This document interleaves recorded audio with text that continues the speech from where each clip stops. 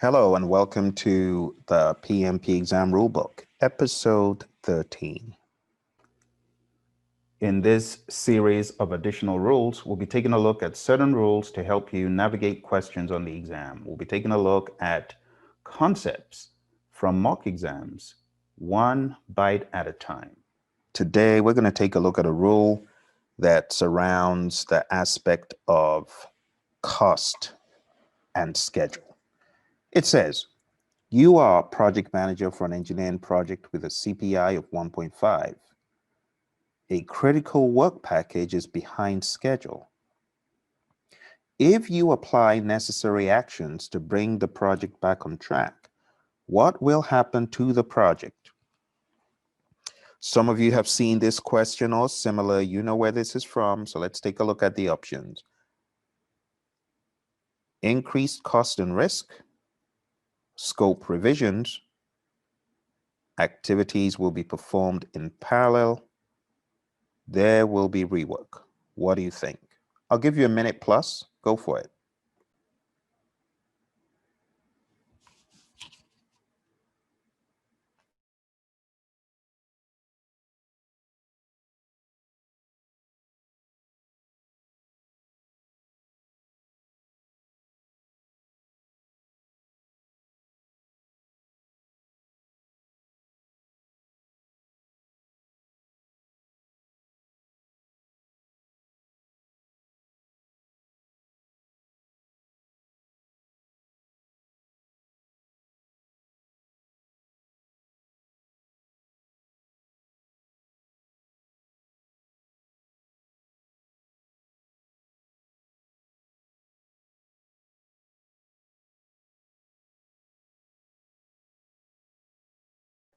Okay, 3, 2, and 1.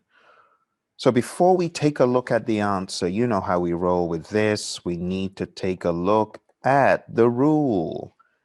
Here is the rule. If you are under budget, but behind schedule, the likelihood is more effort and resources or money will be used to catch the schedule up. Think about it. It costs money to stay on schedule.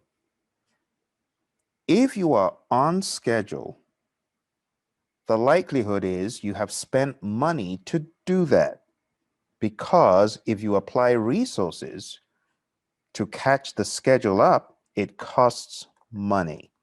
Okay? So taking a look at the options here, let's use the process of elimination to review one by one. So let's start from the bottom up.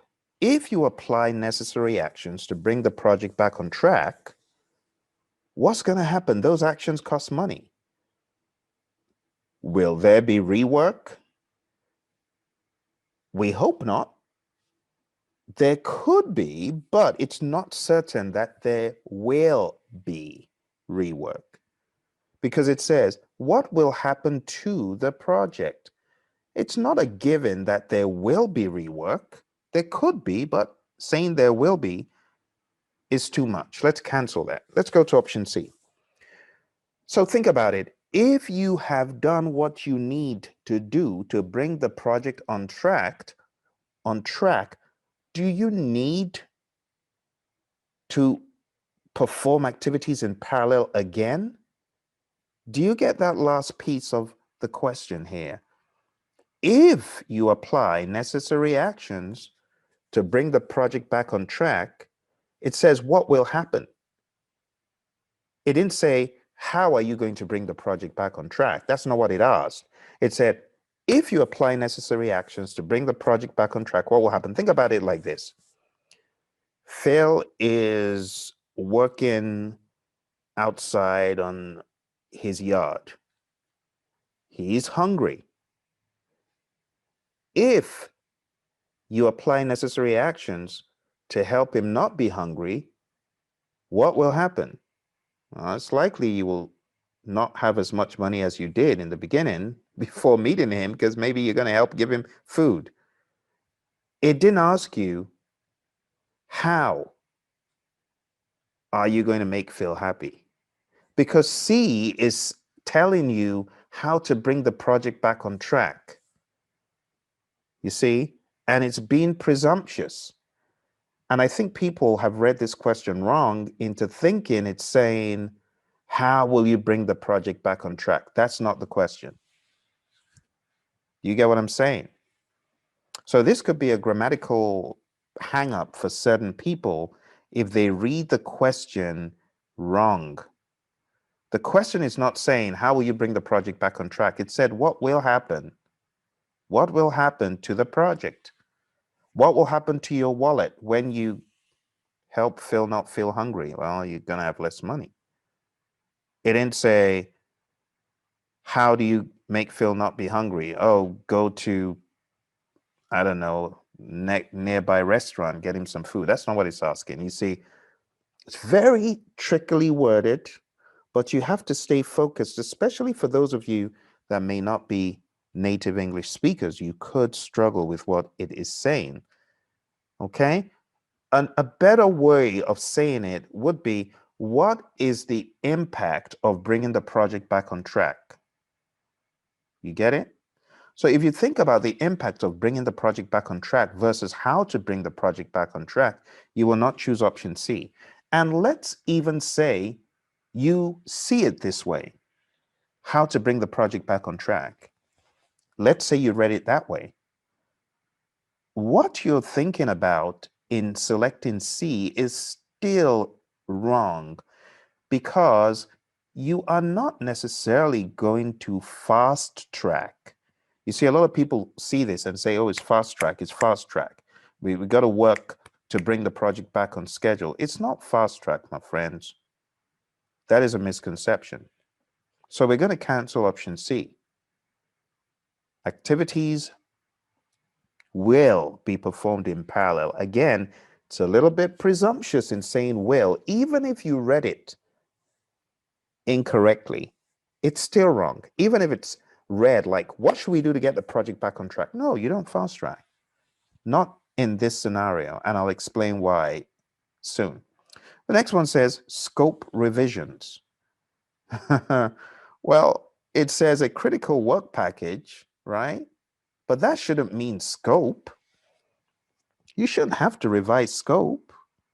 You shouldn't have to cut scope down. All you need to do is get the project back on track. It's behind schedule. And there are ways of getting your project back on track. And you remember what it's called? It's called schedule compression. Remember this word? Schedule compression. What you're doing is either going to be crashing or fast tracking. But listen very carefully. This is going to help someone. If you have a CPI that is so favorable, it is usually because work that was planned has not been done to the degree, the level, or expectation that was originally thought of in the very beginning. And I'm speaking from experience on this because once upon a time I had a project that was a 1.25 CPI. And I remember management in that company, they were freaking out and saying, how can we have a CPI of 1.25? This is a level of effort. Definitely something's going wrong. Something's going wrong. There is no way we should have a 1.25. And they're right, as you know, on a level of effort type of earned value arrangement, you should always be at 1, right? So to have a 1.25, we were concerned. What was the problem was we found that our field service people, the field service engineers, they were charging their time to the wrong project. And what happened the moment they charged their time to the correct project? Because I found out by contacting our field service people in Egypt, they were charging to the wrong project. Come to realize when they charged to the right project, the CPI quickly went back to 1. So what does that tell you? It tells you that if there is work to be done that has not hit the project, when it does, when you catch up, you're going to find that you spend more money. This 1.5 CPI By the time you get back on track, trust me, this is going to get down to 1, maybe even be a 0.98. Who knows? But the bottom line is that that is suspiciously high because the work that needed to be done is not done. Once it is done, you will not be behind schedule anymore, but you will end up spending more money. And of course, because you are likely to crash the project because you're doing well monetarily, it will lead to additional risk. So it's not fast tracking, right? It's not a given that it's going to cause rework or scope revisions. This is just pointing to the fact that there's going to be a crashing scenario, and this is the chief suspect. You got 1.5, it means you got money hanging somewhere.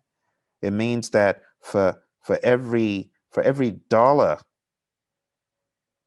right, that you're supposed to have spent, or I should say, for every $1.50 you should have spent, you only spent $1, but you're behind schedule.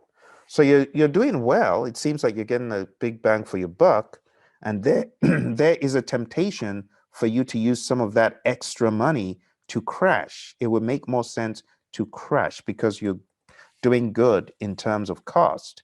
You only spent a dollar, but you got $1.5 worth out of it. However, you're slow. And by the time you do all the work that gets you back on schedule, so that money is going to be spent. It might be a deep explanation for those who are not as deep into earned value, but I want you to think about it like this. 1.5 CPI, this just means you got good cost performance. For every dollar that you spent, you got $1.50 out of it, which means you got some leftover money that you can apply to bring the project back on track. And by the time you do that, could cost more money and lead to risk. So that's the trick about why it is not fast tracking. You're in favor cost wise. I hope that helped you. I know for some people, they struggled with this quite a lot, and I got some comments from students to explain this. But the answer is A, and you will spend more money to get the project back on track, and it's likely to add more risk as you work towards getting it done.